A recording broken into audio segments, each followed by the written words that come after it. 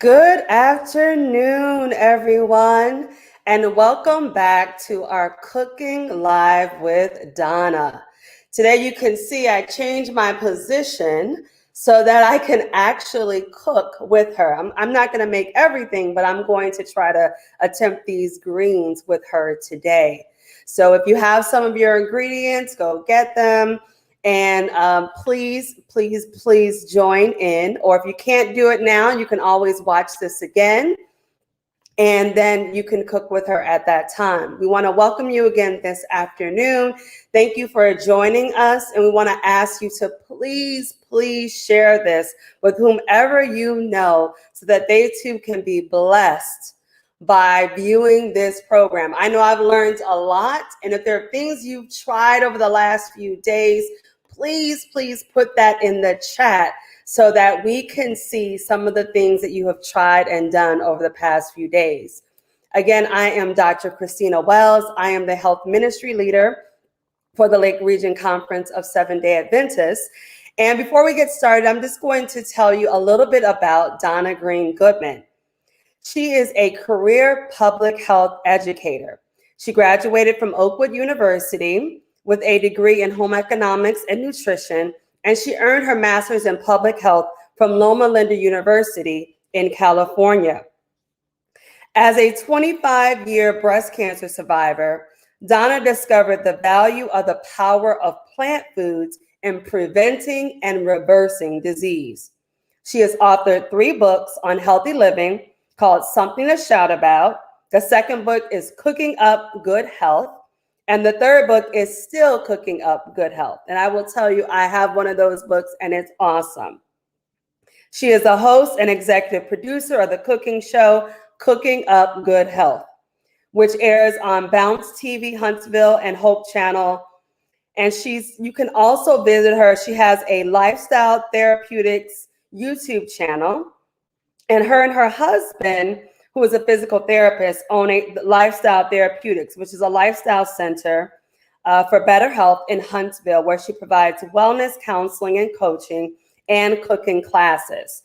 She also has a weekly show called Wellness Wednesday, on Instagram that airs on Wednesdays at 8:30 a.m. Central Time. Again, please, later in the show, I will be putting in the link in the chat feature, actually. I'll be putting in links to the recipes that she's done all this week. There will also be a link to the evaluation form. I fixed it from yesterday, so it does work.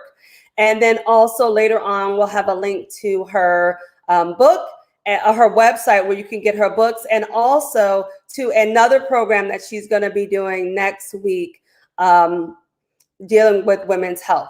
So again, we welcome you. I just want to say a short prayer as we begin. Dear Heavenly Father, Lord God, thank you. Thank you for bringing us to another day. Thank you for this Sabbath preparation day. We ask that you would be with us, be with our technology, be with the program. May it be a blessing to all who will view. May they learn to live well through their health, dear God. In Jesus' name we pray. Amen. All righty. Hello, Donna. Hey, happy preparation day, Lake Region. How are you today? I'm doing good. I was trying to make sure that I had everything ready. I'm using all the eyes on the stove. The oven is burning. Thinking about questions that you may have had, that some of your participants may have had, and wanting to make sure that today is a blessing to you as we get ready for Sabbath. How are you? I am good and looking forward to all the comments and questions that people are going to give us today, and looking forward to what you're going to be cooking today. As you see, I got closer to my Instapot so I can cook with you.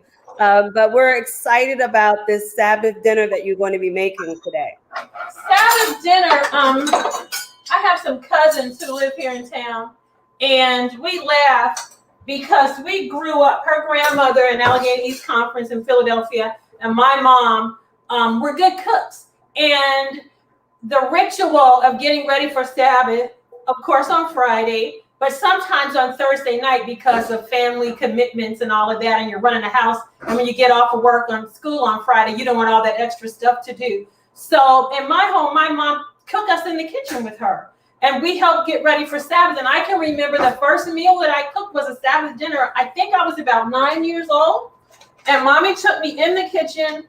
I remember rice. I remember some kind of veggie meat with gravy, maybe some greens and some corn. But I was just amazed that she let me cook the veggie meat with the gravy, and we ate it for Sabbath. And that was such a memorable experience for me.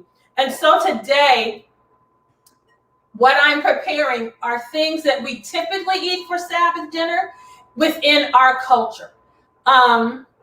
You don't have to do this if you don't want to. And I'm cooking from an African-American Southern perspective. But as I have mentioned in some of my presentations the other day, if you're Caribbean, there's some twists for that. If you're African, truly African, there's some things that you can do with that. It really just does depend on the favorite things that you like to eat and that bring happiness and joy to you. We don't want to tax you for stuff on Sabbath, because that is our day of rest and we don't want to make it harder. So sometimes we do something like haystacks, which is of course standard SDA. My husband is one who doesn't mind if we just have sandwiches or soups, so that it's really easy to do. But when you have the time and you're planning ahead, you can plan a meal that's nutritious and delicious and 100% plant-based. And there are some things that are standard among us as Sabbath keepers that you're not quite sure if you can keep if you decide to go the other direction. What we're going to do first is make the pound cake, but I also want to show you, somebody asked me about doing a pecan patty. And so in the pink book, Doc, there is a recipe for a pecan patty. There are two of them, actually. If you have your pink book, one is on page 51 and one is on page 52.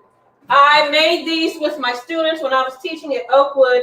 And one of my students, B, who was actually in Lake Region Conference, she took it up another notch.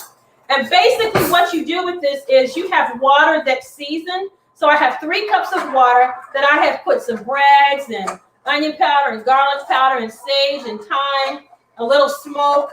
And to this, you're going to add 3 cups of quick oats. And you're going to stir it in.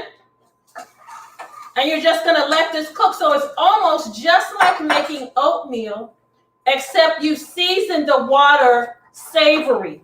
I'm going to add pecans to mine because most of the patties that I used to make growing up were pecan oat patties. And I enjoy the flavor that the pecans put in it. So I'm going to put that on here. And I'm going to stir it up. And I'm going to put it back on the stove on low. And we're just going to let this simmer and get thick. And this is a great way to make this. I think I'm going to add some nutritional yeast flakes. That always gives a good flavor too.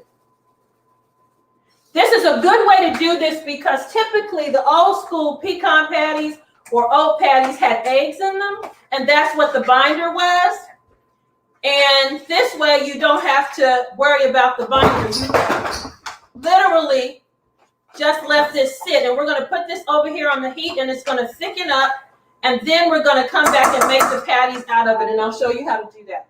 So I'm going to turn this on low and let it absorb that water. The other thing that I want to show you before we get started is what we made yesterday, which was a cheesecake. And I wanted you to see what it looked like. Where are you, Doc? It looks awesome. You're teasing me again. Well, I wanted to make sure everybody saw it in case they were interested in making it. And remember, we made the topping strictly with the fruit juice and the fresh fruit in it.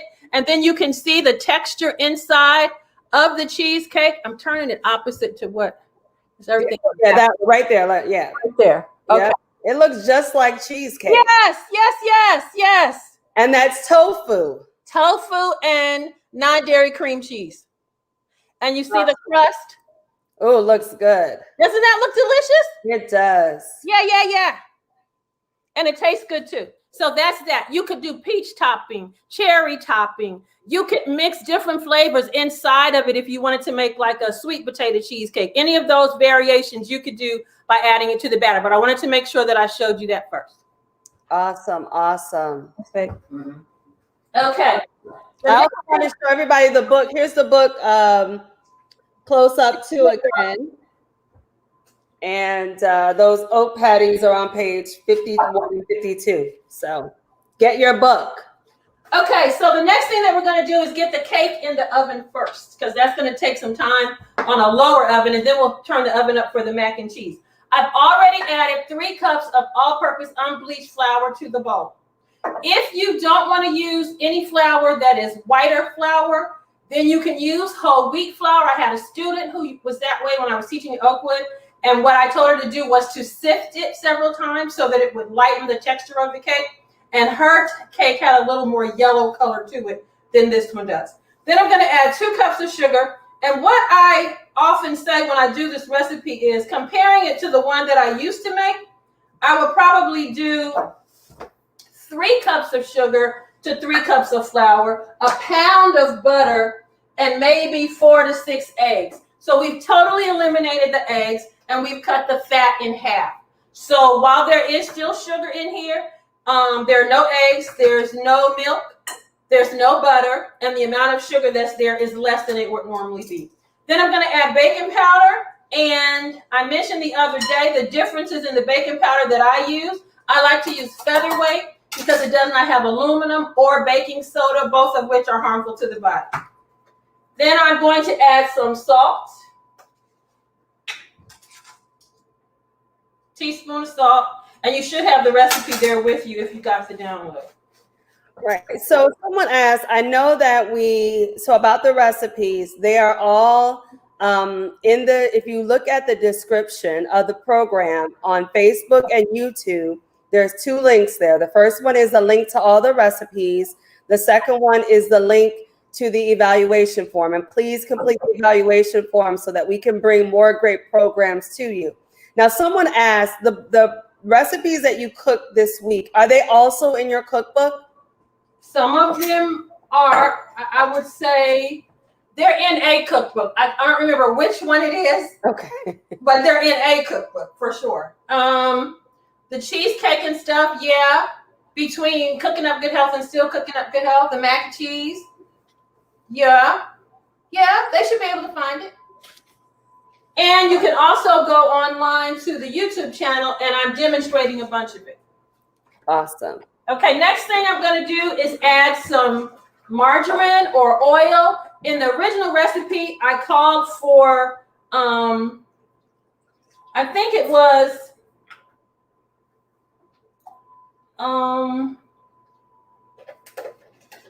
canola oil. And this is from 25 years ago when I was still using canola oil, but it seemed to be challenging and a stumbling block to people, so I stopped using it so that it wouldn't be a disadvantage to them. Canola oil comes from the rape seed, which is a little seed. So it comes from a good place, but people are concerned about the way that it's manufactured. So if that's not what you want to use, you can use another vegetable oil. You can even use light olive oil, and it would be fine. So in here I have my fat. I'm going to add 1.5 cups of milk, and I'm using vanilla soy milk. But again, if you like almond milk or oat milk like my husband does, you're welcome to use that. Then what we're going to do, in place of the eggs, we're going to put 1/2 pack of the silken tofu. And I usually just open it and squeeze 1/2 the pack in. And often when I do this, if I'm having Sabbath dinner here, because I grew up here and we've lived here for the last, 15 years now, Abby? 15 years. A lot of folk, when they're in town, they're out here for dinner. So it's rare that I just make one cake. And that's a good thing because you're only using 1/2 pack per cake. So you can literally make 2 cakes at the same time if that's what you want to do. Next, we're going to add our flavoring. And we're going to make this one a lemon cake. So I'm going to put in 1 tablespoon of vanilla. And of course, I mentioned to you the other day that I am using alcohol-free vanilla that you can get at your health food store. And I understand yesterday that my schoolmate Pam Daly runs the ABC at Shiloh. Get her to get some of this so that you'll have access to it. Then I'm going to add a tablespoon of lemon flavoring. And the brands that I'm using are Simply Organic. The other one is Frontier. And then I use Spicery Shop. So I have in here now my fat, my milk, my tofu, and my flavorings. I'm going to put this on the blender.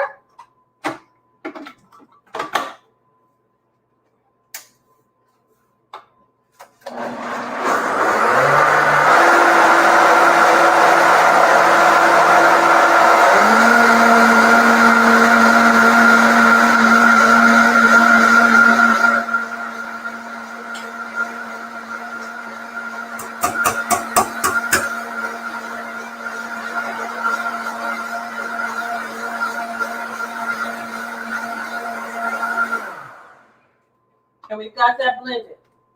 Cakes like this fall in the category of quick breads or quick products. And this is one of those cakes that you make like you're making cornbread. You do not need to use your KitchenAid. You do not need to take a hand mixer and mix it. If you do all that, it's going to add a challenge to what you're trying to finish.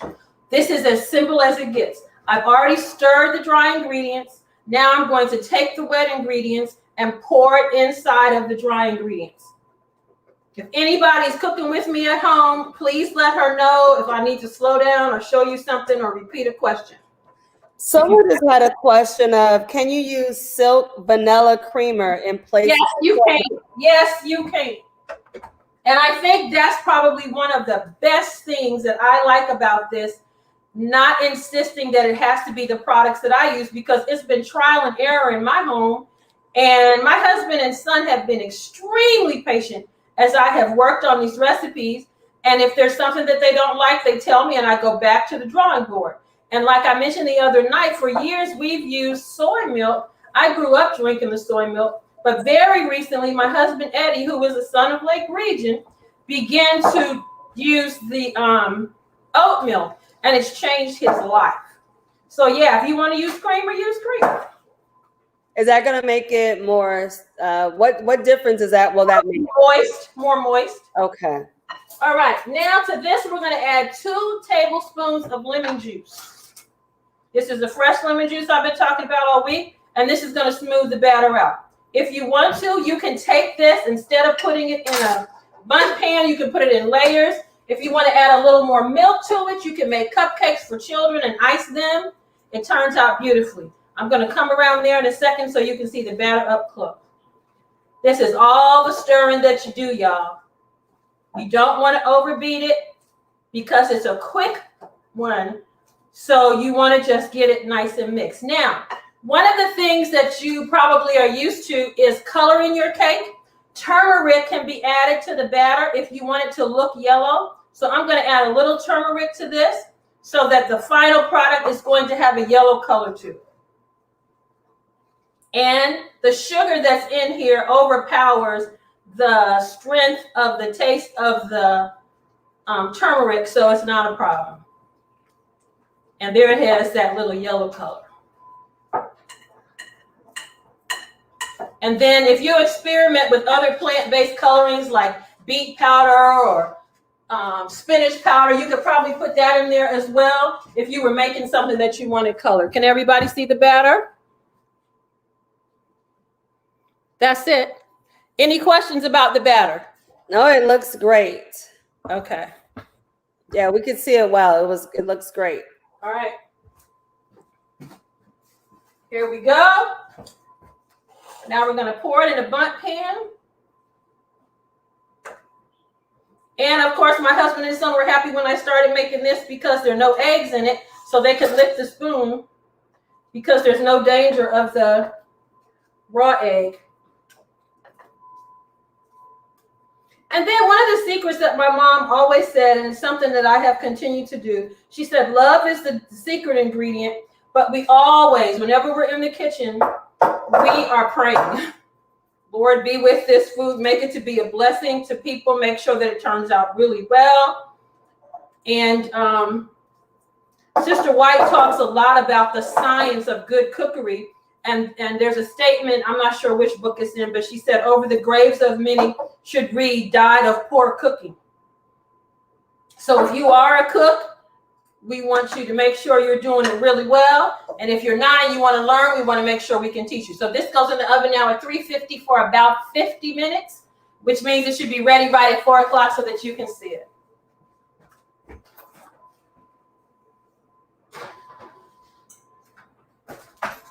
Questions about that? Nope, I think we're good. I just put in the link to the evaluation again as well. And again, previously I put the link to the recipes. Is this the same thing as the Lisa's? Yes, Lisa's Luscious Pound Cake. Okay. Okay. The next thing that we want to do is quickly make these before they get too hard. Eddie, need you. Well, it needs to cool down before I can put my hand there. But you see how stiff that's gotten now? So we're going to take these and form them into patties. But I'll wait a little longer till it cools some more. I need that pan where this stuff is. Thank you. Okay, so now it's time for macaroni and cheese. Who's ready for that? Me. It's really easy. And if you're cooking with me, I'll give you a few minutes to get it boiled. While we're giving you a few minutes for that, I'm going to show you how easy it is to do these greens.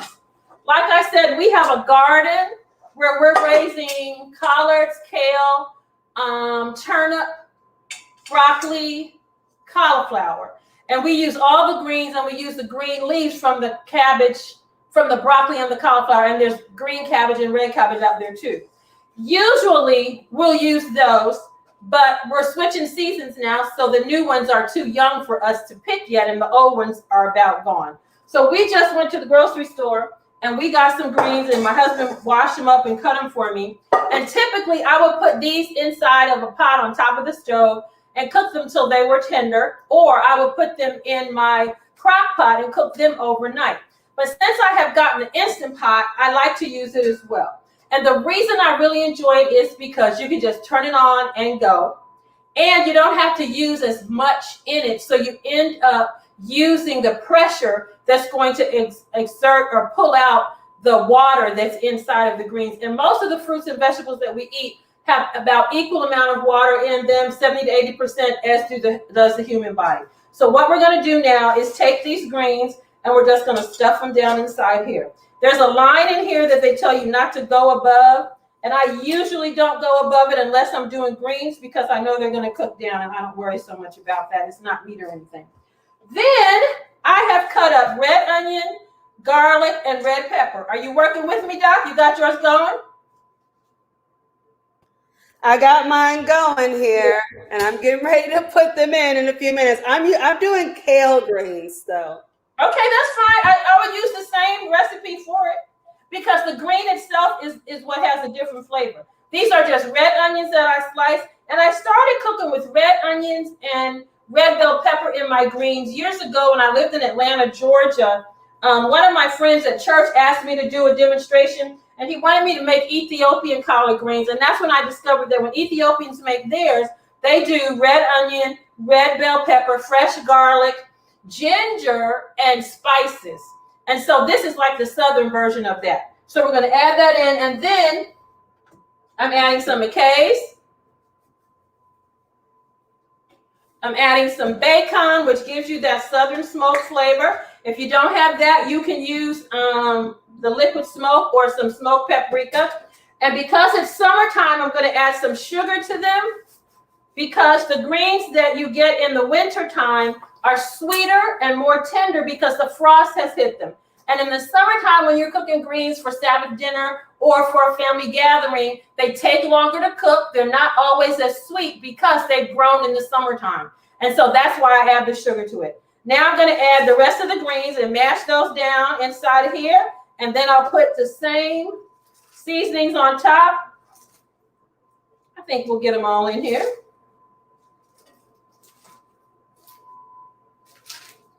How's it going, Doc? She probably got her hands in the stuff and can't say. It's going well. I have a question. Now, I saw one of your shows before, or maybe it was on Facebook, and you mentioned this pepper-like seasoning. Yes, pepper. And I have fallen in love with it. And they canceled it. No, we still have it. Well, I'm going to order some from you because we can't get it anymore. I get it from Apple Valley in Westmont, where I live. Okay, well, I'm going to send you an account so that you can get me some, because literally this pepper-like seasoning, I have stopped recommending it because I can't find it anymore. But this you use in place of black pepper. Yeah, it's awesome. It is amazing. I think there's licorice in here. I'm not sure what else. There's garlic in it. But my sister-in-law was struggling to stop eating black pepper, and when she found this, she was good to go. So yeah, if you have some of that, put that in there. And if y'all can get some over there at Shiloh, get it. And I'm gonna send you something so I can get some more. Okay, so now we're gonna put the rest of the onions and the bell peppers right on top here. And you mentioned that someone this morning was talking about making greens with coconut milk. You can do that as well. I know that is very similar to a recipe, callaloo, where you use coconut milk and veggie fish and tomatoes in it. So you can do that as well. And my students, like I said, that were Caribbean, they often did theirs with coconut milk. Okay, I'm going to add some more McKay's. I'm going to add some more bacon. And you put as much or as little as you like, and a little more sugar. And then the beauty of this is you don't have to add a lot of water. I'm going to add about 2 cups of water. Make sure that it's down there on the bottom. And literally, this kind of saves the day if you come flying in from work and need to do something really quickly. And if you haven't had time to get the greens and cut them and all that, go to the grocery store and get those greens that are already cut in the bag, and they work just as well. I'm going to add a little bit of olive oil to these because I like the way that it makes them shine, and it gives a little flavor to it, maybe like a tablespoon for the whole pot. How's it going, Doc?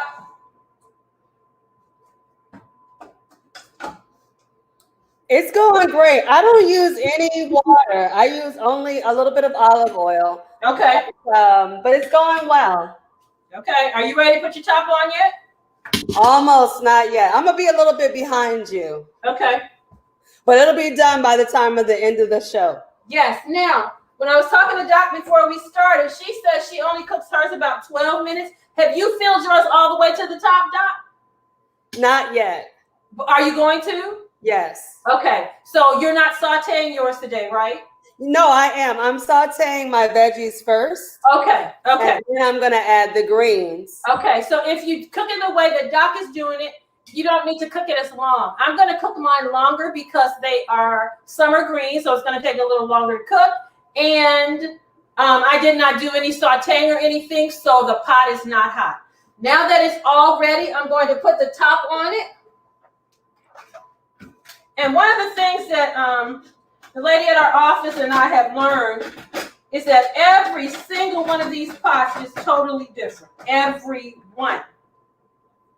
So you have to know your pot and follow what your pot says.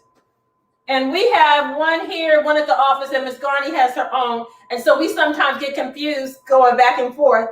But make sure that you're cooking it on manual or pressure, and that you're just going to cook it. For me, it's going to be 20 minutes. Now, I mentioned the other day when I cooked the beans in here that if you add whatever you're going to cook and you put hot water in it, it won't take as long to heat up to get to where it's ready to cook. So that's helpful information. Or if you're doing like Doc and saute and stuff, then of course it's not going to take as long to set up either. All right, next we're going to do this macaroni, and it's ready.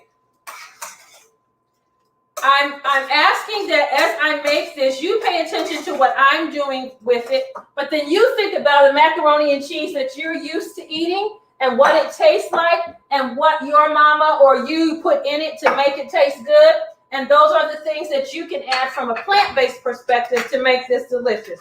What I have today, I'm going to put some plant-based margarine in here. And if you are familiar at all with Country Crock, they now have a really good margarine that is, one is almond, one is olive, one is avocado. I'm using the olive oil one today. And I'm putting this in here because this helps to make it creamy. The next thing that I'm going to add is the cheese. And I'm just going to go ahead and dump this in, and then I'll walk through what I've used. And I'm going to set this back on the stove where it's still kind of hot so that the cheese can melt. Did you say that was sour cream? I did add some sour cream. Okay, that makes it more creamy. Yes, and I have a friend who adds vegan cream cheese to her. She likes the way that sets up for her. And of course, I mentioned the other day, those of you who are used to putting eggs in your mac and cheese, you can use the just egg if you want to give it that texture that you're used to, if that's what you want. I used to cook it with eggs, and then I stopped, and my family was very happy with what I came up with. So when you're making this, you want the cheese to be good cheese, or it's no sense in having it. The basis for the cheeses that I use are Follow Your Heart, and I use cheddar, mozzarella, and I used to use Monterey Jack, but they stopped making the Monterey Jack. So now I use the smoked Gouda, and that comes in slices only. It doesn't come grated like this. So I take about half the pack, cut out half the pack, and then cut that into small pieces so it'll melt like these cheeses. So these are the ones that I use as the basis for mine. Then there are a couple other companies that you might be interested in experimenting with. We mentioned Miyoko's the other day. I tried Miyoko's one day. I wasn't bowled over by it, nor did I want to pay what it costs, but a lot of people swear by Miyoko. So that's another brand that you can use. Daya makes some cheese. Their slices are really good. And then this is their cutting board edition of cheese. And I like to use this sometimes because it's pullier than the other cheeses. So this is something that you could use as well. At Aldi, the Earth Grown makes mozzarella. And this is really good. We have used this on pizzas when we make it at home. And Walmart makes a mozzarella style shred and a cheddar style shred that you could use also. Now the brand that has the most flavors or varieties is Violife. And I have a few of those in front of you to see. You've got cheddar, mozzarella. This is a shredded, where is it? Colby Jack combination. They've got smoked provolone. They have something called aged cheddar. They have Parmesan that is grateable. They've got a bunch more. And just standing in front of the store and looking at the ones that you like to taste, I know, who is it? Patti LaBelle made a mac and cheese years ago on Oprah with all those cheeses that are in there. You can experiment with those using the plant-based ones and then come up with what makes you the happiest, and then you'll have the cheese that you like. I mentioned the other day that one of the largest sources of sodium in the diet is animal products. So when you're making mac and cheese this way, it's going to be a little challenging for it to taste exactly the same because this is not made from animal product, which means that it's not going to be as salty tasting, and that's really what's in the back of our mouth. The other thing that makes cheese taste the way that we love to eat it is that it has been aged or rotted for a while in order to acquire the cheesiness and that strong flavor. The longer it has rotted, the stronger the flavor is. And in order to get that twang in your mouth, what I have learned to do is add again, like when we made the ricotta the other day, I added some lemon juice to that. So I add a little lemon juice to the mac and cheese recipe, which gives you that deep cheddar, strong flavor that you get from that and like blue cheeses. So I add that to it. And then I add some nutritional yeast flakes, which give it a cheesy flavor. And that is something that's popular in our social structure. Then I'm going to start adding my seasonings and the milk. I've got 2 cups of milk here, and I'm going to play with that. Sometimes I'll add a little more milk. Sometimes I will add a little water, depending on how it looks. My husband and son like a creamy mac and cheese. I like one that's crunchy where you can, go on the bottom of the pan and get those crunchies and around the edges. And so sometimes they compromise with me and I don't make it quite as creamy as they usually do it. Okay, I'm gonna bring this over there once I've seasoned everything. Okay, now to season it. Garlic powder, onion powder. And I put more onion powder than I do garlic. But if my husband had his way, he would put lots of garlic. And then you just play with it until you get it how you want it to be. And then I use McKay's chicken style. And if you have a recipe for mac and cheese and all you used was salt and pepper, you need to ask Doc how you can get some of that pepper that is not harmful to you so that you can add that to this, and that'll take care of that. Then you're going to add some salt to it, and you decide how much salt you want to put in there as you are adding it. Usually when you're making macaroni or pasta of any sort, you boil the pasta in salt, and I don't do that. That way the pasta is seasoned once it comes out of the pot. I tend to wait and add the salt to this mixture after I have seasoned it.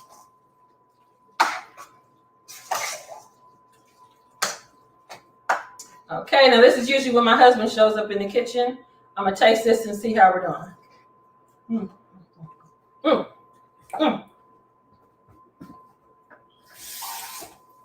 Questions at all about this mac and cheese?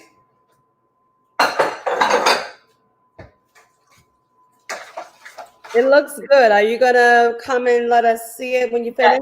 Yes, I'm gonna put it back on the stove for just a couple seconds. Okay. Someone also mentioned that Lloyd Martin said that ground papaya seeds also give a peppery-like quality to foods. Now, we actually have tried the papaya seed. If he knows of a brand that's really good, let us know, because we've been experimenting at the office and the ones that we've gotten hasn't done it for us. So is it a certain kind of papaya? Is it a certain brand of papaya seed that we need to be getting? Because we were really disappointed. I don't know. Maybe he'll put it in the chat again and let us know. Okay. All right. So we got that going. Any other questions? No, someone's plant-based Karen, who's been joining us all 3 days, said that she's still at work. So when she gets home, she's going to make these recipes.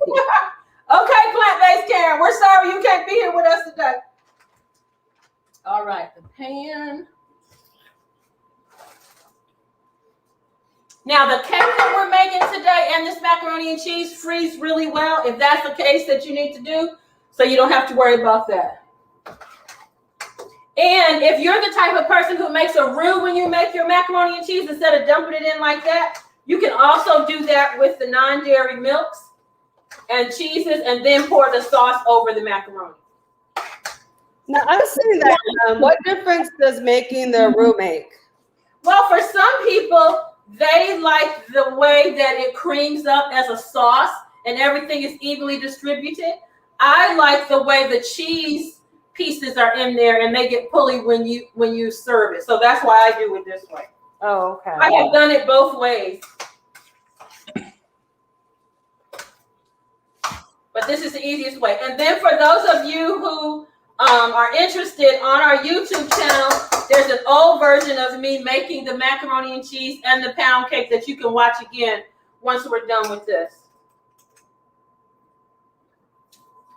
Yeah, this tastes yummy. Okay, I'm gonna bring it on over so you can see it. Everybody there? Looks like mac and cheese to me. Yes? And then we're going to pour it in the bowl. It looks great. I didn't want to interrupt the picture. Oh, they were looking at it? Yeah, but it looks really good. Okay. And then we're going to pour it in the pan.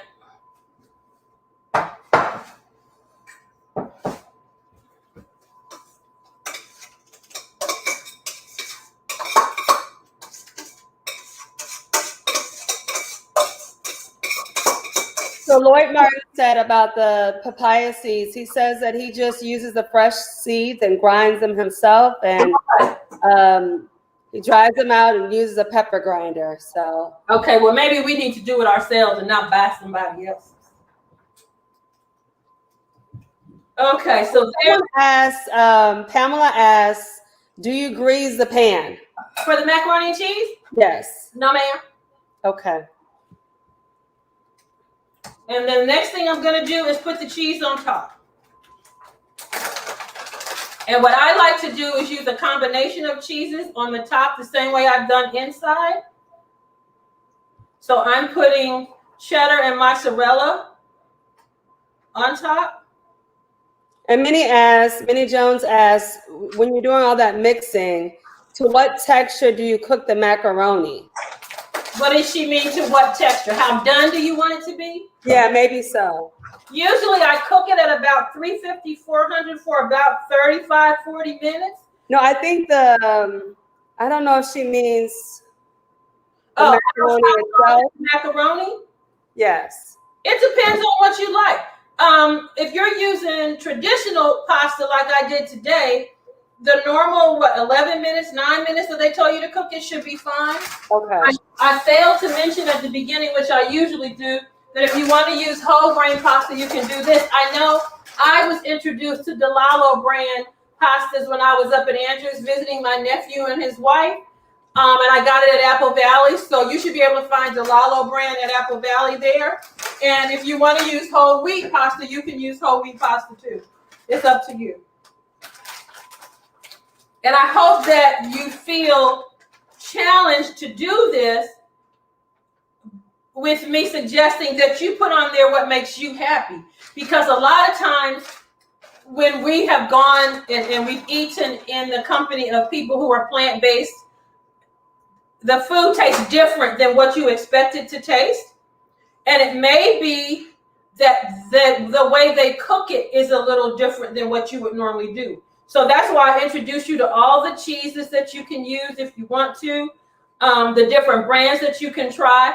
And then one of the tricks that I'm getting ready to tell you now is when you're baking macaroni and cheese or lasagna or any other dish that has cheese in it that is plant-based, you have to cover the dish or the cheese is not going to melt and be gooey. And we want this to be nice and gooey and like macaroni and cheese. My mom and I and my girlfriend Judy came up with this recipe some years ago. I have been visiting my girlfriend's house, Vanessa, for potlucks, and she was always welcoming to us as we changed our diets. So she's like, Donna, bring your mac and cheese. So I would. And at that time, I was making strictly the cashew mac and cheese because they had not invented these cheeses yet. And we just put all our food out there with everybody else's, and only my husband and son and I would eat the vegan mac and cheese. I don't think it was because it tasted bad, but because it didn't look as appetizing. So I stood there and looked at it one day. I'm like, okay, I got to do better than this. And my mom and my girlfriend Judy and I were in the kitchen, and we have bought this Follow Your Heart cheese, which at the time came in blocks that you could grate. And that's how we came up with this recipe, just playing with it. And we wanted to make sure that it was gooey. So we looked at recipes that we were used to making with. And then we put the cheese on top of it.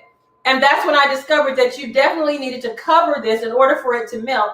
And then once the mac and cheese is just about done, you literally take the foil off if you're going to use foil, or the glass top if you use a glass top, and then turn on the broiler and then make it brown the way we're used to eating it.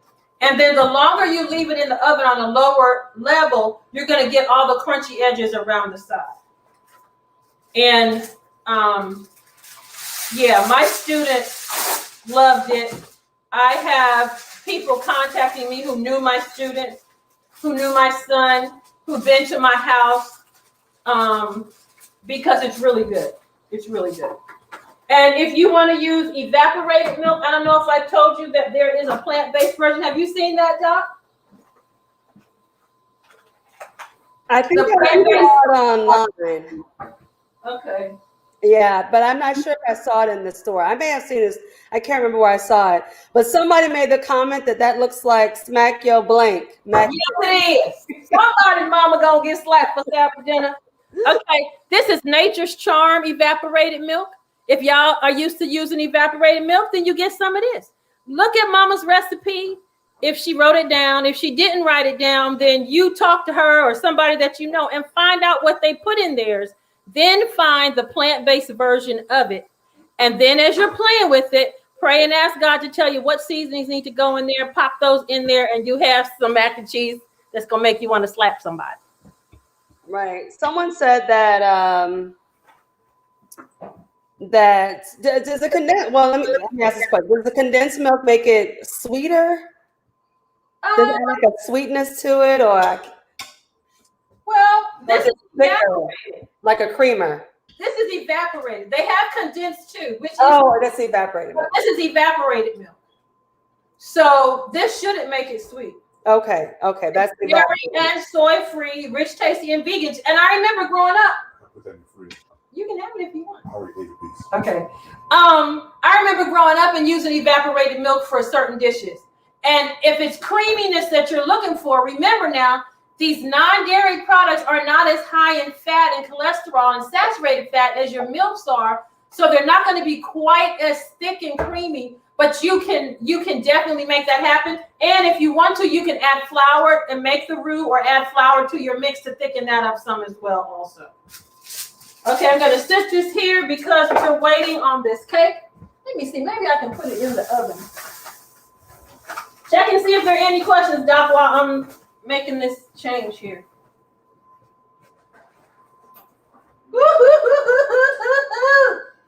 Yeah, I know someone said that they think that's what they did wrong, that they didn't cover as they should.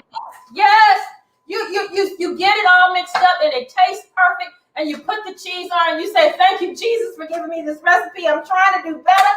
And you don't cover it, and it's a hot mess when you take it out of the oven. So cover it every single time. And the first time you do it, you'll be amazed. It's a different melting point. That's what's going on. And the animal product melts more quickly without steaming. And this has to be steamed in order for it to get real melty. So add the top to it. I'm going to go ahead and slide this mac and cheese in the oven next to this cake to get it started, and it's rising beautifully. You all are gonna love it. Well, I think we would love it more if we could eat it. Here we go again, Doc. Here we go again.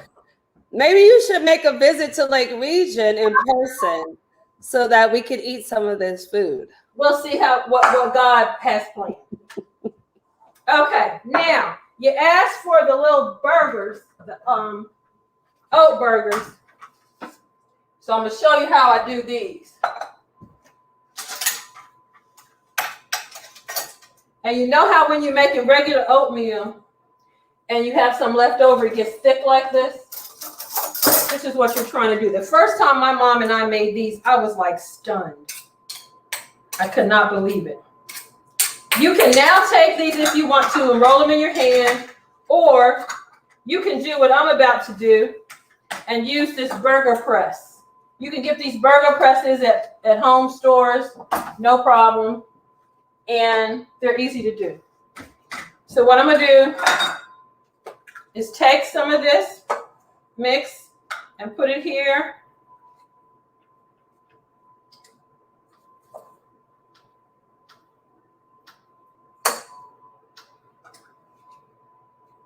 And then I'm going to use this to mash it into shape.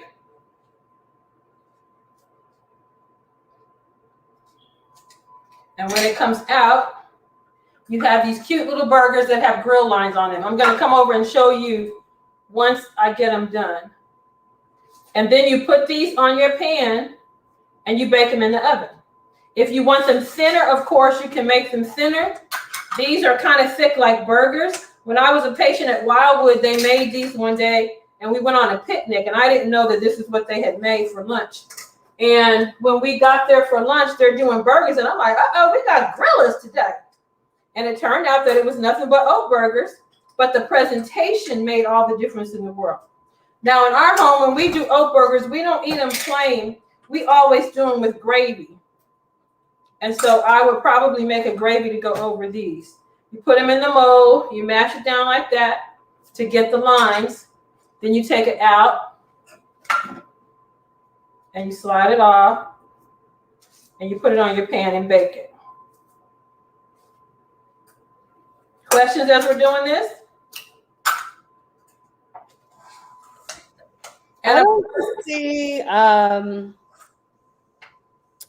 any questions. Someone said that they're coming for a meal. That was plant-based Karen. Is this the same bacon that you use? Yes. Okay. Yes, I've been using it so long that I have jar containers when they used to sell it big. Okay. So that's why mine is the size that it is. And what I do is I buy it in bulk and then I fill up the containers. Okay. Yeah. And if you all have Apple Valley stores and something at Shiloh where you can get this stuff, make it a commitment of the conference to have this stuff available for you. And it's not all the meat products necessarily, but the seasonings. If you can get the seasonings, there's another recipe I think that's in that book that I make pecan patties out of that are straight up pecan. These right here are oat pecan patties. And you could also use walnuts in here if you want it. But it's the seasoning that makes a difference. So these have more of a beefy flavor to them. But if I wanted to make it like a fish patty of some kind, I could put some of the fish seasonings in here, the kelp, and that would give it that flavor. So you want to make sure that you have access and that it's not very expensive. And your seasonings are far less expensive than the veggie meat. Right. Someone asked where you can get the bacon. Now, here in Chicago, I'm in the Chicagoland area, and I bought this from the Apple Valley in Westmont. I know it's also available at the Shiloh store. And then I'm sure it's available if you have an Apple Valley near you. I also order from Country Life there in Michigan. Okay. And you're able to get all of that online. And when we first moved to Huntsville, we used to drive back to Atlanta regularly because back then they didn't have all the stuff that we were used to getting in Atlanta for our journey to better health. And then they started to get more, but there were still some things that I wanted and couldn't get. So we would order from Country Life Natural Foods. And with the cost of the food and the shipping, it was still to our advantage to order it. Awesome. So you should be able to get the big jars of the vanilla flavoring from them. I usually get nutritional yeast flakes, maybe some gluten flour. And then I said yesterday, something that I demonstrated, I use pecans in. And if a recipe calls for a pecan meal, you do not have to spend extra dollars for the pecan meal. You can literally just take your pecans and put them in the blender and blend them into meal, and you'll have pecan meal, walnut meal, whatever kind you want. Awesome. Somebody asked, where did you get that burger press from? You know, my girlfriend and I, Glenda, we traveled together and we both love to cook. I don't know if these stores are even open anymore, but there's a kitchen outlet store that's at the outlets. And we were able to get these, and we got our KitchenAid, really good price, and a bunch of other stuff. But I've also seen them at places like Bath and Body Works. And they may have them at like a Walmart or a Target too. But we found the different sizes at the kitchen outlet store on the highway. Y'all asking the good questions. So we'll bake these until they're brown, and you can flip them. And then if you decide that you want to make like little breakfast sausages out of them, you can add more sage to it and give it a sausagey kind of flavor. We had a clinic in Atlanta where we helped patients. We did a project with the Office of Minority Health, and they had patients come from a primary health care center to our clinic who were at risk for diabetes or may have been suffering from diabetes, hypertension, wanted to lose weight. We did a 2.5-day outpatient program, and that might be something that you're interested in, Doc. And one of the things that we did was hands-on cooking classes. And we used to make these oat burgers for them, or they would make the oat burgers themselves. And of course, we know that oat is excellent when it comes because it's high in fiber. So it's really good if you're trying to get your cholesterol down. it's just a good thing to have. And this way, you know, as good as I have another recipe that I think is in the pink book for millet patties. If it's not, I know it's in the first book. And millet is actually an African grain, if I'm remembering that right. But I don't know how many of us in the hood or those who live in the suburbs who have relatives in the hood are used to cooking with millet. And so one way to help people to reach them where they are, more often than not, they're going to have some oatmeal. And these are just Quaker Quick Oats, Walmart Quick Oats, Kroger, whatever your grocery store is up there, oats that you can use. It doesn't have to be anything special at all. And then, of course, if you wanted to, you could also make this into a meatloaf if you wanted to, and bake it in a pan like you would meatloaf and put barbecue sauce on top. You could add curry to this if you wanted to. Stella asked, do you spray the burger press first? Say it again.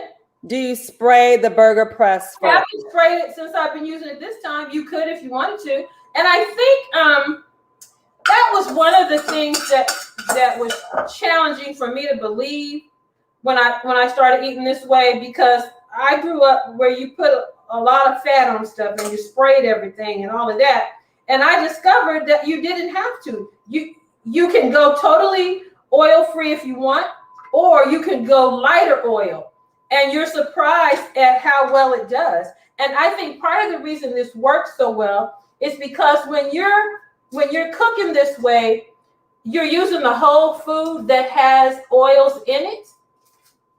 So like when we make the grits, when we make the whole grain grits, they don't get all dry and hard like Aunt Jemima grits do, because those grits have been processed and all of the bran and the germ, where the oils and the healthy components are, have been taken out. And so when you're using the whole grit, the longer you cook it, the more tender it gets. And if you have some left over, you just add a little water to it and it comes right back. And it's because the body is there from all of the essential ingredients that have not been removed. So I didn't use anything to spray this time. I need to bring it over there so y'all can see these. Those are the little patties with the lines on them. And we're going to bake these in the oven probably for about 20 minutes and then flip them over and get them browned on the other side. And this is something that if you experiment with it, you can make these ahead of time and freeze them. And you can make them this size, or you could make them in the big size. I had the big press out here. What did I do with it? I don't know what I did with it. But you can also make them in a larger size. Here you go. You can also buy a big press like this, and then you have burgers that are the size of a burger bun.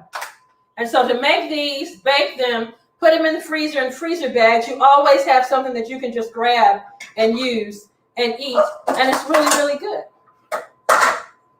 Any questions? I hope the person who asked for oatmeal patties was here today so that they could get some oatmeal patties. I think that was plant-based Karen. Was that you, plant-based Karen, who asked about the oatmeal patties?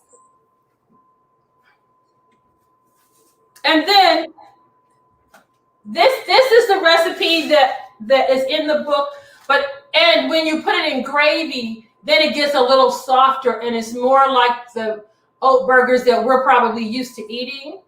Or you can make it so that it's looser in the mix itself and then form them into patties. And if you wanted to brown them in oil, you could brown them in oil.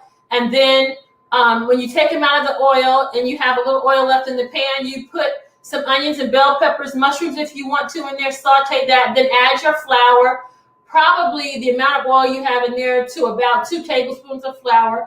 Get the flour as brown as you want it, then add your water to it and add your seasonings. I usually use Bragg's, McKay's chicken style, and some sage, and then maybe a little something else if it tastes like it needs something else.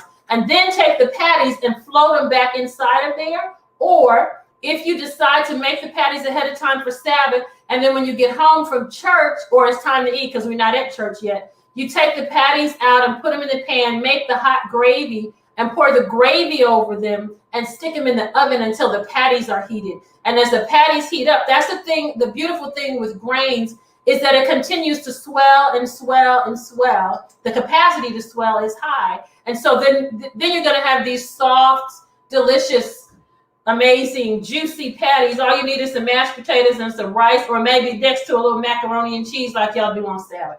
And the benefit of eating this way, the person who asked the question about the oil, I know in our community, we laugh about having the itis after we eat. And the itis literally is when you feel drunk and sleepy. And that is literally what's happening because you have poured all of this fat into your bloodstream and the body is trying to move it through and it can't do it. So your blood becomes sluggish and you get a little sleepy. When you're eating a diet that's high in fat and animal fat, especially, and all that processed stuff, then the body's not able to do what it's supposed to do. So you get the itis after dinner. And one of the things that's so amazing to me is we have introduced our new recipes to people who've come to our home.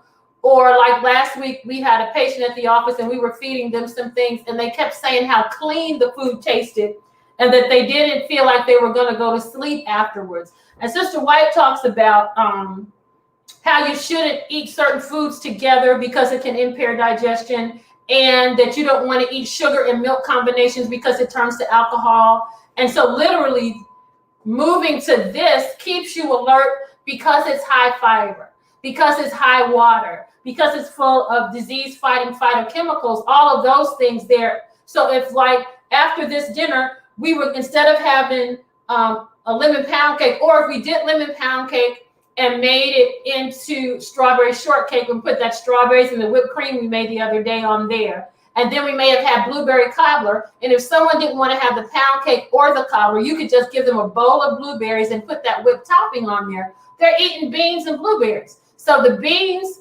that you're eating are not going to harm you like if you made meringue from eggs. And the blueberries are something that we know is connected to brain health. And so you're going to be more alert when you eat this way, because your body is not under the weight of the saturated fat and cholesterol and all the processing and all the stuff that goes in those foods. And it's an amazing miracle that you can experience, and you see the benefit right away. You see the benefit right away. Another question? I had a couple of questions. One is have you ever used black beans to make a cake? I have not. I have seen recipes where they put them in brownies like what we made yesterday, but I imagine that it would be fine. Okay. I've just never done it. My family wanted me to make the foods that they liked more healthily, and I remember I was having some complications with my bowels, and we didn't understand what was going on. And now I know that the problem is the scar tissue from my breast cancer surgery has switched things around inside and it's pressing on stuff, and that's what changes it. But we didn't know that at the time. So I'm talking to my doctor and he says, well, we probably need to eat more fiber. And I'm like, what? He said, yeah, you need to eat more fiber. I said, well, I'm vegan. He said, what's that? So I had to explain to this surgeon what a vegan was and let him know that I was already at a high capacity of fiber. So I wasn't necessarily interested in adding beans to brownies or a carob cake, because the carob was fiber and the flour was fiber, and I was fine with that. When I was a patient at Wildwood, they made cornbread one day, and I was so happy we were going to have cornbread. And when I got around to it, they had used corn flour, wheat flour, rye flour, and some other kind of flour. And I'm thinking, why y'all didn't just use cornmeal? And that would have been just fine. So for me, that wasn't what my family wanted. However, if you're interested in incorporating some of those things, you can do it. And if you're adding that to it, it would probably add to the moistness. It would probably give it more body because it's protein. And then the sweetener that you put in it would override the taste of the bean so that it would taste like it was the cake that you wanted it to be. Okay. Have you ever made a sweet potato cake? Or someone made me a sweet potato cake once, and it was absolutely awesome. I have not. I have tasted one, but I haven't. Part of my challenge with making cakes was I was a pretty good cake baker. And when we started eating this way 25 years ago, we didn't have all of these leaveners. And so I was trying to use air as the leavener to make a carrot cake or to make a sweet potato cake. And it mixed beautifully, it tasted beautifully, and it baked beautifully. And then when I took it out of the oven, it flattened right back down. So now that I have started playing around with other leaveners, I probably would experiment with something like that. And last week was the first time I had made a carrot cake in 25 years. And it was on it. And I used the garbanzo bean juice as the leavener in it. It rose, stayed up. The texture was good. It was moist. I did the cream cheese icing using the non-dairy cream cheese, and it was absolutely delicious. Awesome. Another question? Anybody in the chat? I don't see any questions right now. They're having dinner with us, Joe. Okay. The other thing that I'm supposed to be showing you how to make is this veggie chicken. This is the bag of veggie chicken that I buy from the Asian market. Were you able to get in touch with your friend, Doc? This is vegan. I did, and I think that's the one I've had before, but I did, and she's going to connect me with some. I didn't get any for today, though. Okay. Well, this is it. This is it.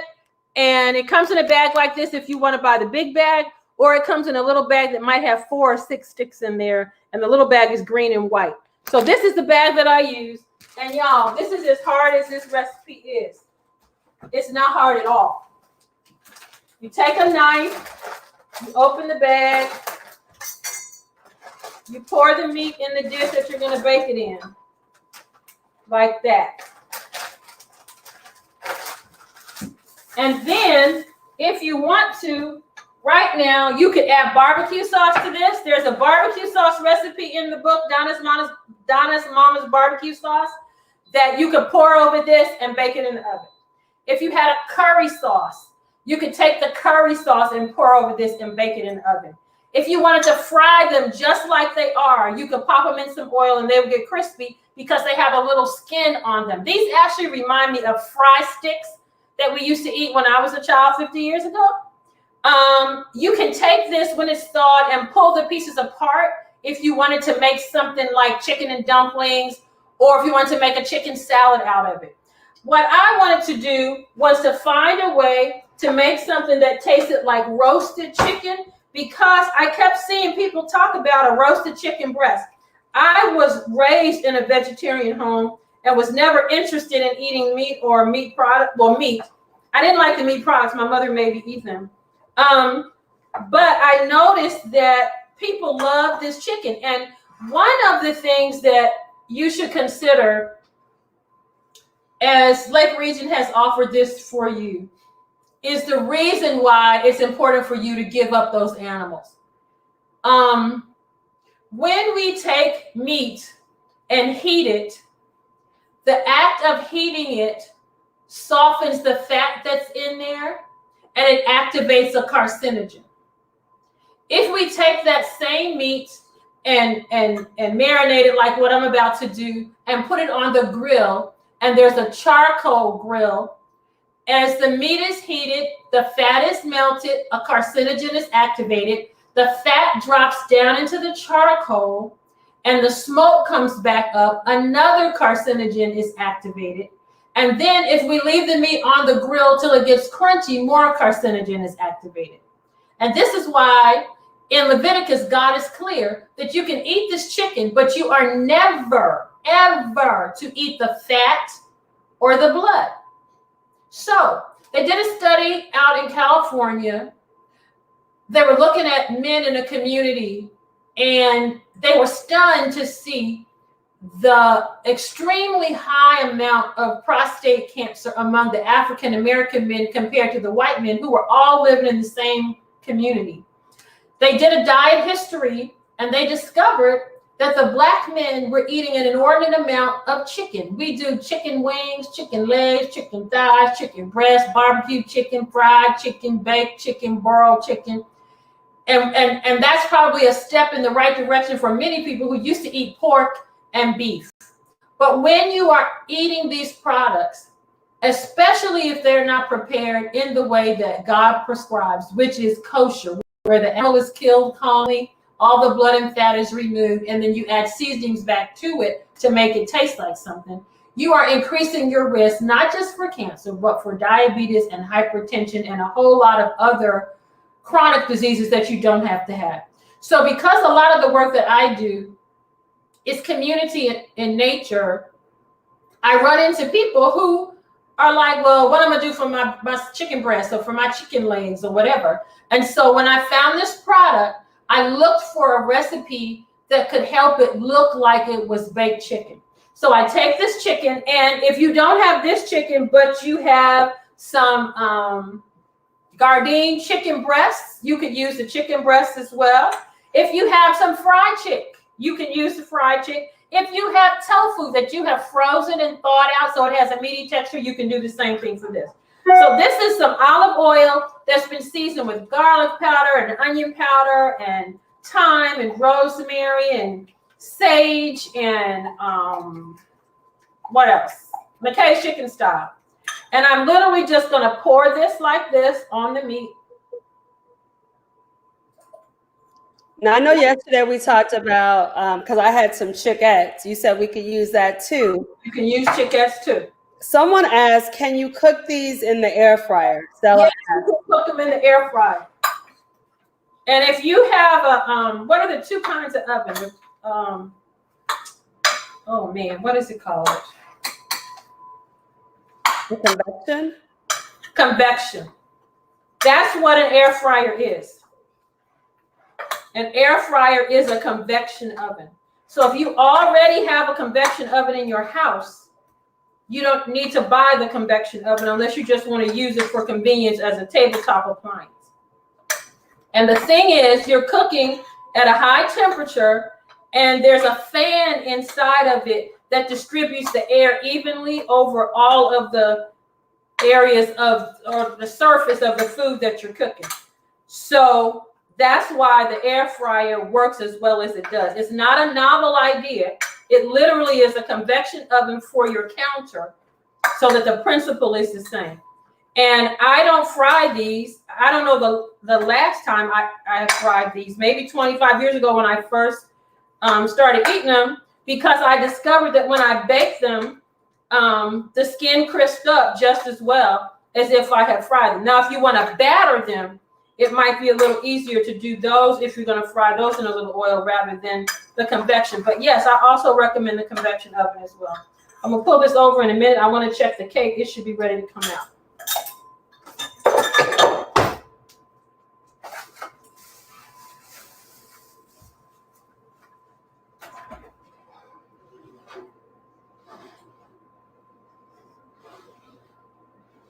Almost.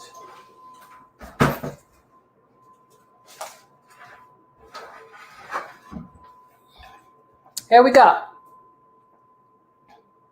So if you have a marinade that you usually put on your chicken or your veggie chicken, or you have a loved one who likes to eat their little chicken wings, find what their marinade is, put it on this veggie chicken, and make that for them and serve them some good health. I don't believe that we understood the impact of our choices on our health. I really don't believe we understood it. And I mentioned the other day when I discovered that it was the chocolate I was eating that was causing my breast to change. I'm like, okay, I'm done. I'm done with it. I'm not doing it anymore. And then that leads me to the point that a lot of times people will say, well, I know it's better, but I don't think I could do it quickly. Sure, you can. You can. You decide. And then you ask the Holy Spirit to give you power. And it's done. And you never have to go back, ever.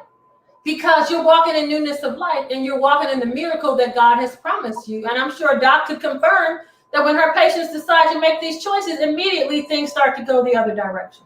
So you can do it. You got a question?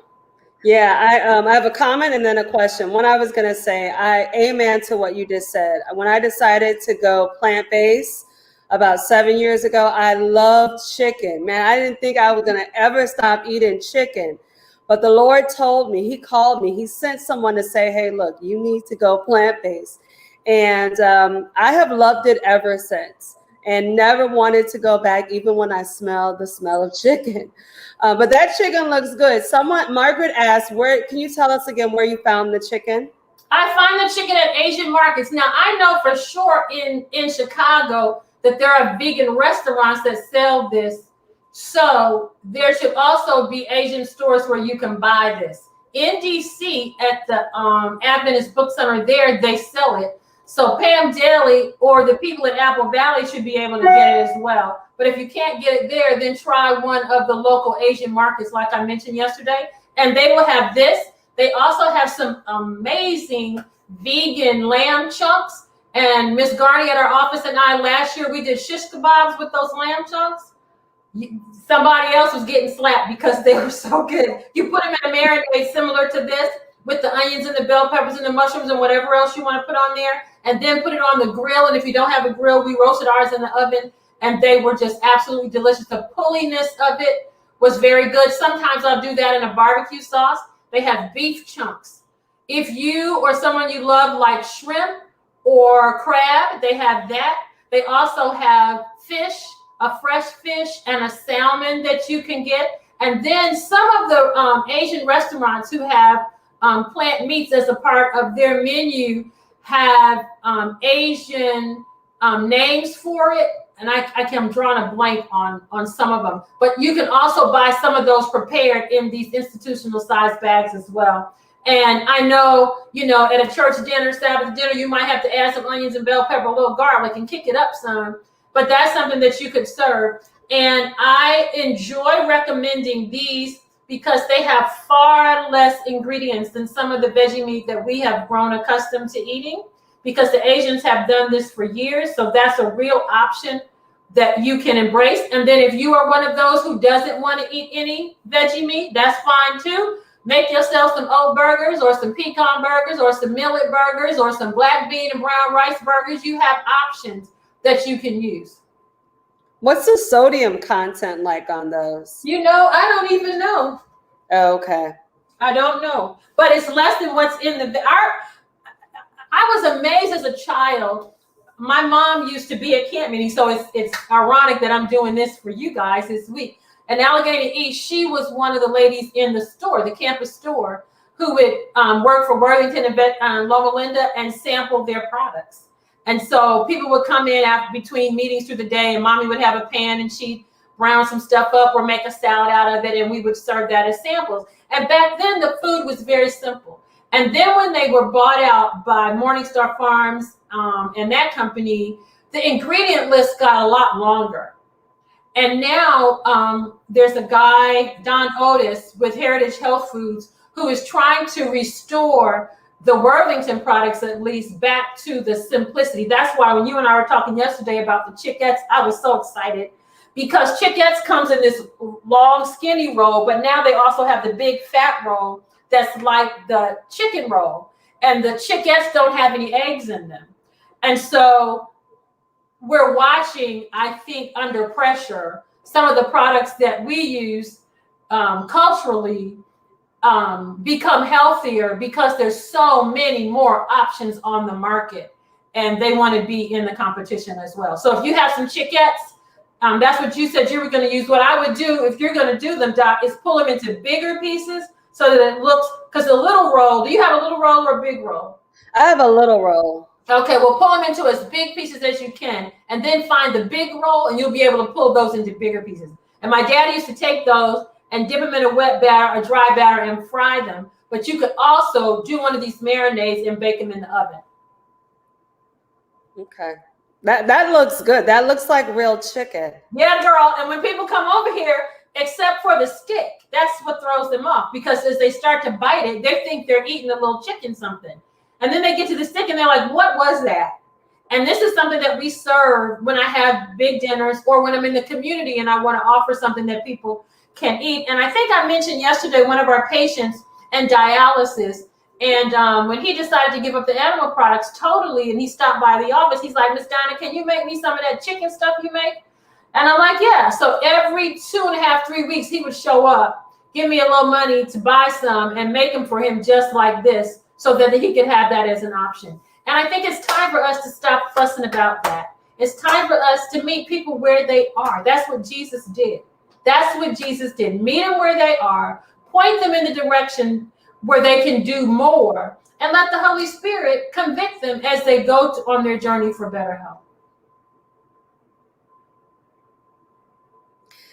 So Lloyd Martin put in the chat that Pam Daly has these. So if you're in that area, I'm going to call Pam later and say, we're going to be sending a lot of people to the store. Listen, it's so good. And the little skin that comes up on it is just delicious. It's delicious. And my husband, he wasn't a big fan of them at first, but now I can't make them fast enough for him. And what I did was, this was just a basic marinade. But if you're from Louisiana and you put that Louisiana marinade on there, it can taste like that. If you want to make it so that it is, what's that Jamaican one that's spicy? Oh, almost said it. Jerk. Oh, jerk, yes. You put the jerk season on there. You can make it taste however. Oh, that's good. Yeah, see? Yes. Jesus met the people where they were. When the disciples, after he left, the Holy Spirit came down on them and they started speaking. Everybody heard the information in their own language. And so if the language is Caribbean, then make it Caribbean. If the language is African, then make it African. If it's Louisiana, then make it New Orleans. I mean, that's what you do. Another question? Right. Oh, Lloyd made a correction that she doesn't have the Asian chicken. She has a large chickette. But we'll talk to her to see if she can get the Asian chicken. She should be able to. And someone asked again, can you just go again briefly through what you use for the marinade? Yes, that's in the recipe pack. Is it on here? I don't know if it's in this book or if it's in the, but it's in your handout. The holiday handout. It's in there. I use a half a cup of oil, garlic powder, onion powder, McKay's chicken style, thyme, rosemary. I think I may have added parsley today and some smoked paprika. And then if you want to, you can add the hot pepper, red pepper flakes. And if I had some of that black pepper seasoning, that would be on in there for sure. But I didn't want to even mention it because I can't get it anymore. But alas, the Lord has sent you to me. Hallelujah.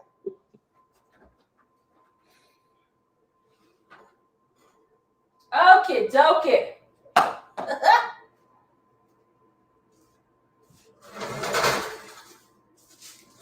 Okay, now I'm going to turn the oven up and get this mat going.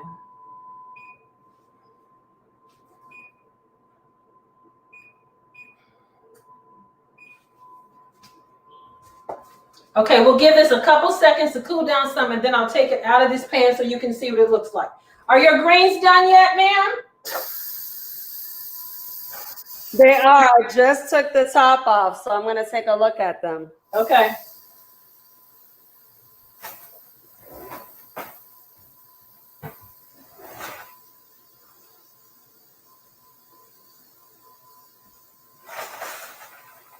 Now the cake is too hot for me to put a glaze on it, but if I were going to glaze this, I would take some of that confectioner's sugar, squeeze some lemon juice, fresh lemon juice in it, and stir that up and then pour that over it so that when you slice the cake, you get sweet. And when you taste the icing, it's like a sour sweet, and it's really, really good. Let's see what these greens look like here.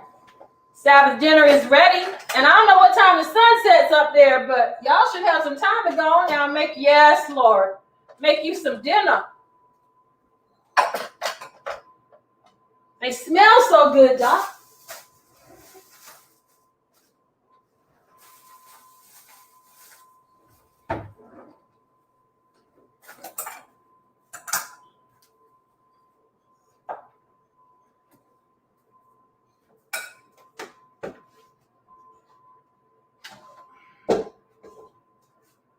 I remember once that Walter Pearson had a You know, I always love listening to his sermons. And during one of his sermons, he talked about like going to people's homes.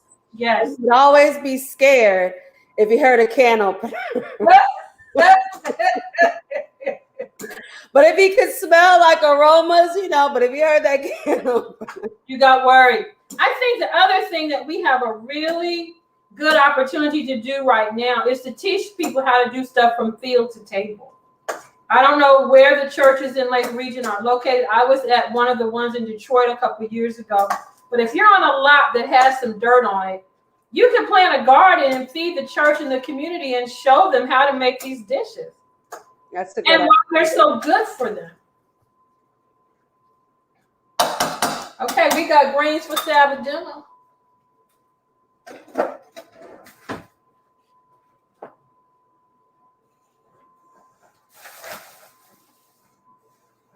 Oh. Y'all see the greens?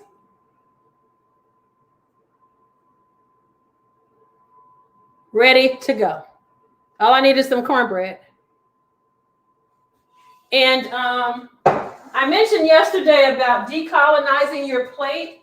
There is a dietitian that I follow on Instagram who is about affirming our cultural foods. And we all know now that kale is a really popular green. But she wants you to know that collard greens have as much or more of the nutrients that kale have. And so don't let folk talk you out of your collards and your kale and your mustard and your turnips and your callaloo. Make sure that you keep eating those things. And then cross-culturally, whether you're Asian, Hispanic, African-American, African, we use a lot of beans. So make sure that you're eating a good variety of beans. I used to make a veggie bean patty, and we know the Muslims sell the bean pies. So there are options to do that. And then you need to figure out some things that you can use to thicken it so that you don't have to put the eggs in it. And if you're going to make a bean pie like the Muslims do, and you whip those beans up real good and sweeten them really good and put them in a good pie crust, full of fiber. There's a statement in either Councils on Diet and Food or Ministry of Healing that says that everywhere around the world, God placed all the foods that the people in that part of the world would need. And because we are uniquely brought to this country from the continent of Africa, a lot of what God gave us initially still is on the mainland. We were fortunate enough to bring some things with us on the boats that we integrated into what we eat here in America. And then because of the way technology and everything is, we can go to Google and find out some stuff that is native to Africa and add them to what we do. So make sure you do that. Then I want to encourage you to follow the Slave Food Project. Google that. I'm not sure. I think it's slavefood.org. Dr. Columbus Batiste, who's a cardiologist, and his buddy, Eric Walsh, who is I think he's internal med and doctor of public health. They have started the Slave Food Project. And for the last year during COVID, every Friday night at 6 o'clock on Facebook and on their YouTube channel, they've been encouraging us to leave the mentality of the slave food, not the beans and the greens and all that we were eating from the garden, but all of the other stuff that we had to make do with that is not healthy for us and that was not part of the African dietary blessed by God before we were brought over here. So that's a good resource for you. And then I believe I've already put in the chat, and she should have shared with you that next Thursday at 6 p.m., I'm doing a live presentation called Black Women, Breast Cancer, and Chronic Disease. And we have one woman who is a breast cancer surgeon who promotes plant-based living to her patients. Another woman who's doing research at Harvard on the why behind plants for our health. Another woman who is the epitome, in my opinion, of healthy living as far as how she eats and lives. And she's internal medicine, lifestyle medicine certified, and she loves to get her patients off of medication. Then we have another one who is a doctorate in psychology who's going to talk about the impact of trauma on us. Every woman that I've met in 25 years who's had breast cancer that I've gotten to know has been experiencing some type of trauma, whether it was physical or emotional abuse or some kind of stress in their lives. It was I always saw it. And then I began to see the same symptoms in my life and realize and recognize the impact of stress. And then I have Cynthia Payon and Heather Martin and I are going to do some food demonstrations that are plant-based. So we hope that you can join us for that. You can follow Slave Food. And I don't know if they have one tonight, but they have a bunch of them from the last year that are available on their page on Facebook and on the YouTube channel, Slave Food Project, I think it's called. And it's something that will change your life. The interviews that they've had over this last year about the effect of our choices on everything from some of the top experts in lifestyle medicine are affirming what God told us at the very beginning. And as a public health educator, it's been my purpose to talk to people about how that's what public health is about, helping people's lives to improve. And as a people, we experience disparate rates for so many diseases. And one of the things that I shared with my husband was I noticed that as I ministered to Black people when we were living in Atlanta specifically, as they embraced the lifestyle choices, the change in their health was just so quick. It turned right around. And so while Jesus no longer walks the earth, he's left the instructions. And there are plenty of us here who know how to read the manual and share the information with others. So I challenge you to find the science that supports what God has said now, because there's no excuse anymore. If it's what you want to do to eat the standard American diet or eat outside of what God has originally given us, you always have that option. But the curse causeless does not come. Yet, in Exodus 15:26, the Bible says, if you hearken to the voice of the Lord your God, do what's right in his sight, give ear to his commandments, and keep his statutes, he won't put any of the diseases on you that he's put on the Egyptians, for he's the Lord who heals you. And when you look at the Egyptian pyramids, the people who are laid up in there, they did postmortems on them, and they all died from diabetes, hypertension, heart disease, arthritis, cancer. It's all evidenced in their bones. And God is saying that his people don't have to do that or have that if they're willing to obey. And as a people, we know this last year has been real challenging on the heels of the previous presidency. And the cavalry's not coming for us. We're going to have to do this ourselves. And if you make yourself a mission of one, God can use you to impact someone who's going to impact someone else. And it's like that rock that you throw and the ripple on the pond, and the difference that it makes as we heal our communities and get them ready for what I believe is the soon coming of Jesus Christ. As a Christian, I believe that 100%. And we want folk to know that ain't nobody coming for us, but we're here with help through the power of the great physician who still makes house calls through us. Any more questions? No, I think that's, I'll check here, but I think that's great. I did put in the link for your program next week.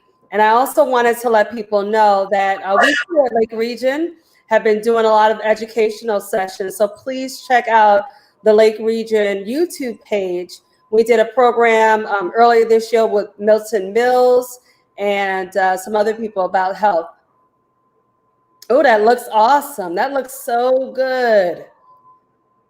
Now, what kind of, I know you said what did you make the icing out of again? I'm going to mix some lemon juice with confectioner's sugar to make a glaze. Okay. And then we'll spread the glaze on it. Okay. Oh, it looks so, oh man, I wish I could taste that.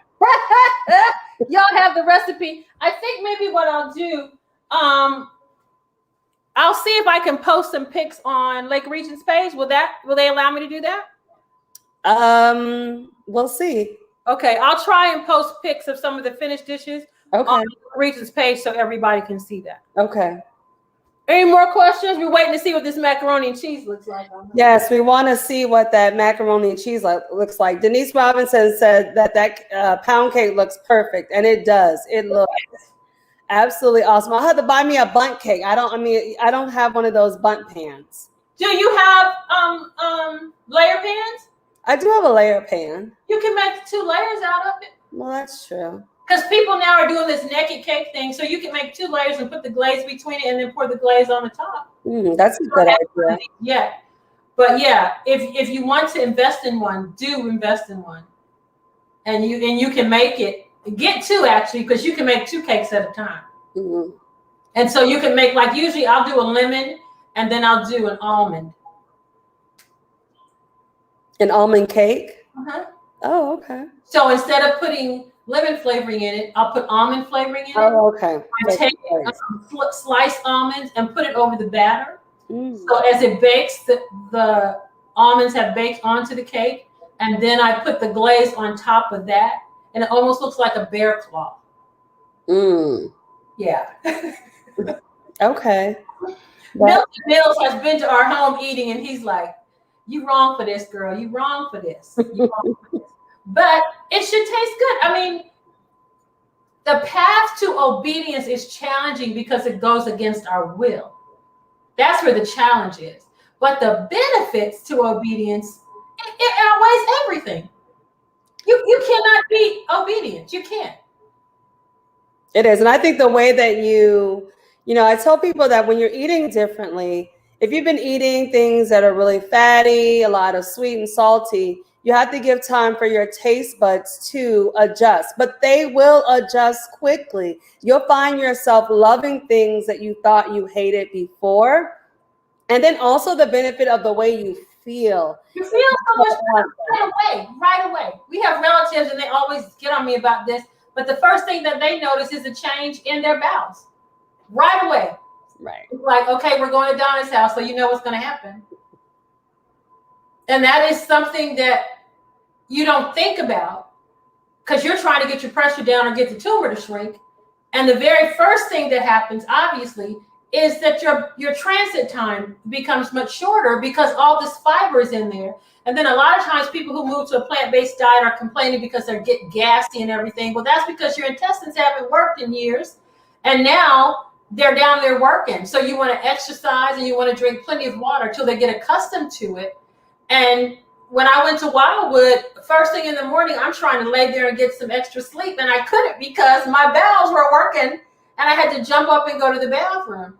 And so something as simple as that can help with women whose bellies are pouchy, people who may have chronic headaches, who are achy. I know a lot of the arthritis patients that my husband sees, just tell them to get on high fiber, low sugar, right away things turn around. This is the healing that we've been looking for. And now that we know that the science confirms what the Bible has said, we need to be out there on the corners telling folk how to get well. And in this country, a lot of veganism is seen by the majority population, but the largest demographic for converting to plant-based eating is African Americans. Right. 2% of the majority population, 8% of African Americans. And it seems to be taking us back to our roots, really. Really. Right. Definitely. There has definitely been an upsurge of African Americans being interested in plant-based diets. And the other thing that I would add too is, sometimes I eat beans a lot myself too. And during my studies, one of the things that I discovered is that papaya is really good for digestive issues because papaya has digestive enzymes.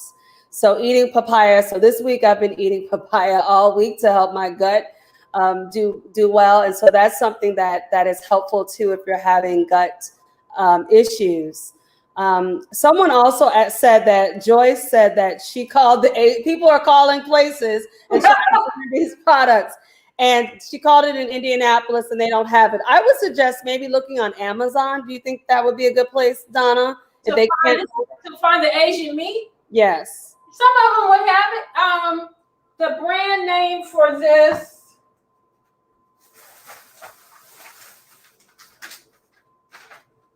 Verisoy, Verisoy. Google that and you should be able to find places where you can get it. Right. That's what I would suggest if the stores don't have it. Okay, what I'm going to do is I'm going to take this mac and cheese out and bring it so you can see it quickly. Then I'm going to put it back into brown. Can y'all see that? Yes, yes, yes. So now I'm going to put it back in the oven and turn the broiler on and brown it. And to the person who said that their cheese didn't melt, you see that it is meltable. Right, right. That looks really good. Yeah.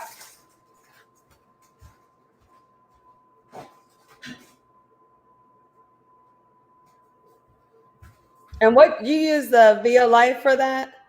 No, I did. That was Follow Your Heart and Daya. Oh, okay. I put that on top. But again, whatever you like, you know, play with it, test the flavor, see what tastes more like what you like, what combinations you like. I do know that Daya also sells blocks, and they make them in Monterey Jack and cheddar, and I want to say Gouda. I've only been able to find those. I can get the cheddar here in Huntsville, but the Gouda and the Monterey Jack I've only seen in Tennessee at Wildwood. So maybe go to the company's website to see where else you could order that. And it seems to me that the blocks of cheese have more of the texture of animal cheese. And some of those cheeses you could literally do a cheese platter with crackers and grapes and that sort of thing, and it could pass for cheese. The texture, the smell, the taste is very, very similar compared to what's in the packages. And then know that because it has different properties than dairy cheese, it's going to act differently, but you get it at the right temperature and it melts right away. The tofu that I demonstrated the other day, I didn't put any cheese in, but I made myself a sandwich the next day, and I just added some cheese to it on the pan, and it melted right up into it, and put it on a bagel and had a smoothie with it. So you can play with it to get it how you want. You can make pizzas, the calzones, you can put that in there. Anything that you put cheese in, you could use this, but experiment with the different brands to see which one tastes the closest to what you're used to. And then that's the one that you use.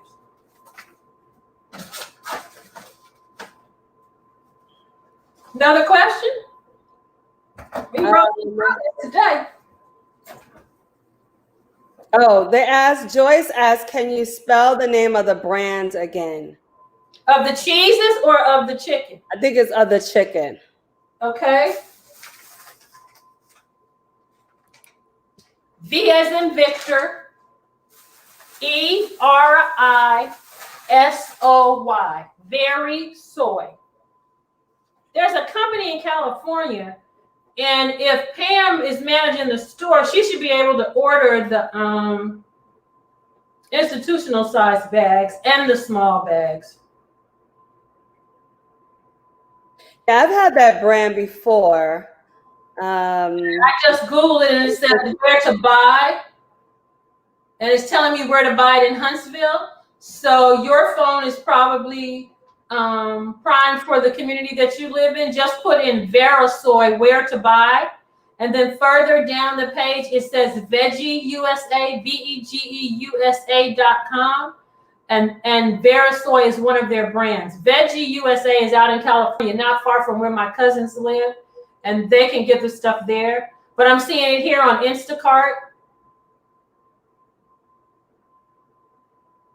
And then look for your Asian markets. And sometimes it's not the biggest Asian market, it may be the little one on the corner. Because here in Huntsville, literally, the ones that have the most are the littler stores. The larger stores didn't have it. But you've got duck, and at Thanksgiving time, they make a turkey that has a cavity in it. Have you seen that? I don't know by that brand. Yeah, Veggie. These people make it Veggie USA. It's an actual turkey that's shaped like a turkey, and it has a cavity that you can stuff. And we've made it and basted it and baked it and browned it and sliced it like we were the Cosbys. Okay. I just want to let everyone know that I'm going to be, again, placing a link to the evaluation. Please please complete that evaluation for us and let us know what you thought of this program, what other things you would like to see. And then again, please visit the Lake Region website, the YouTube page, and you'll see all of our previous health videos. We've done some health videos on. We usually do a video every month, and we invite special guests on to talk about different health topics. So please check out our YouTube page as well. And then someone just said that they checked, and LGS Classic Desserts in Oak Park, Michigan sells traditional and vegan bean pies. This is Linda Robinson. And they'll ship it to you. Okay. I think if we really think about it, God is doing everything he can to give us access to everything we need to improve our health. He's awesome. He's an awesome God. Exactly. So how long would you bake that chicken? Probably about 30 minutes until it's the tenderness or crispiness that you want. My son has said that he wants me to bake it so that it's brown, but it's still tender inside. Because sometimes I tend to make it crispy or it's brown and tender. And then when I reheat it, it gets a little dry. So just pay attention to the brownness. And then I would have it up in a higher oven if you don't want to bake it too long, but get the crispness right away. Right. And I know you didn't get a chance to do your rolls today because you said that would take 3 hours and we didn't have 3 hours. But I did look, and it is in the book. Yes. So if anyone wants to, again, get the book, this book is the one I have. And it is in here, the recipe for the rolls. And that is the vegan version of the one my mom made when I was a little girl at Trinity Temple Elementary School in Newark, New Jersey. And she made it for years, called it Green and Serve, and then we were able to veganize it. Excellent, excellent. Looks good. I think we got, so I know we only have a few minutes left. If anybody has any last minute questions, please, or comments, please put those in the chat. Again, please check out the link for the evaluation. And then I'll put in once more the link for Donna Green-Goodman program next week, if you want to check that out. And we hope that at some point she will come back either virtually or in person to bring us some good food. We'll let God show us what to do. Right, that's right, because God definitely led in this. So in the chat, I just put in the link for her program next week. And I was just going to show you guys my greens. I don't know if I can show you what I made. They're still in my Instapot. But I use coconut milk. And this is the first time I ever used coconut milk. And it actually looks pretty good. And you know what? I added, I don't know if you can see it, though. You can't see it. Turn it. Move it to your right some, I think. Okay. Yes. Now tilt it towards us. Yeah. We can see it. Lift it up towards you. Yeah, there they are. I see it. I put cabbage in mine. I see. Have you ever cooked turnip greens and cabbage together? Yeah, I like collards and cabbage together because it just gives it a different type of flavor. Yes. And I love putting those together. Yes. But I'm definitely going to use the coconut milk more because that also gave it a different flavor that I've never had before. Probably a sweetness. Right. Definitely. Were there any other tips or anything else that you want to share with us before we end today? Do what God tells you to do. Eat right, exercise, get your fresh air and sunlight, go to bed on time, get your relationships right, trust and obey Jesus. That means that everybody can have health. Everybody. And God respects our experience and makes available in our experience the things that he knows that we need. And so I challenge you. I'm so thankful that we were able to work this out, that you could come into my kitchen and I could get to know some of you.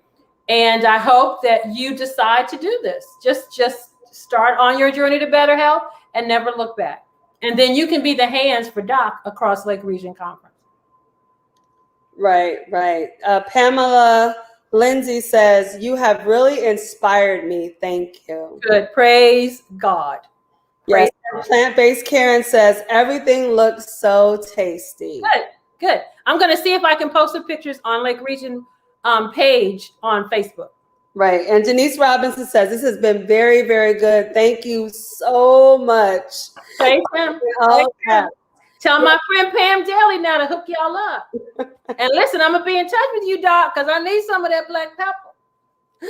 Definitely. I had somebody not to use it because that's all we had left. I had to save it for special edition because he was shaking it on everything. I'm like, we can't find it anymore. So yeah, we will talk. Yes, definitely let me know. I'll send you some. And then maybe I can get you to send me a piece of that pound cake. I can do that. That's not a problem. Well, everyone, I just want to, again, thank Donna Green-Goodman for being with us these last 3 days. If you want to see this program again or any of the other 2 programs that she did, they are on the Lake Region YouTube page. You can watch them anytime. Please share these videos. And please especially share them with people who are not Adventists. I know I streamed this through the Lake Region Conference, but it would be so great if we could share these with our non-Adventist friends or friends who are just trying to change their lifestyle. So please share these videos, share the website, share Donna's program coming up next week, especially for women. If you know anyone who's battling breast cancer or women who just want to know more about their health, share that program as well. I'm just going to read these last couple of comments. Someone, Plant-Based Karen again says, thank you so much for your sharing of knowledge and wisdom God has given you. Stella Crawford says, we need your demos more often. Maybe the Lord will, yeah, definitely. And Betty Yancey said, thank you. This has been wonderful.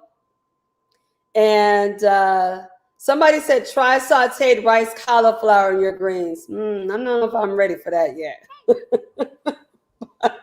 But if you cook it and you want me to taste it, I'll taste it. There you go. There you go. Anyway, again, I just want to thank everyone for joining us. We hope that you have a wonderful Sabbath dinner. And we hope that you have been blessed by all these programs as I have been blessed. Again, thank you, Donna, for being with us these last few days. I just want to tell everyone, have again a happy Sabbath, and we'll see you again next time. Everyone, take care. Have a good evening. Bye.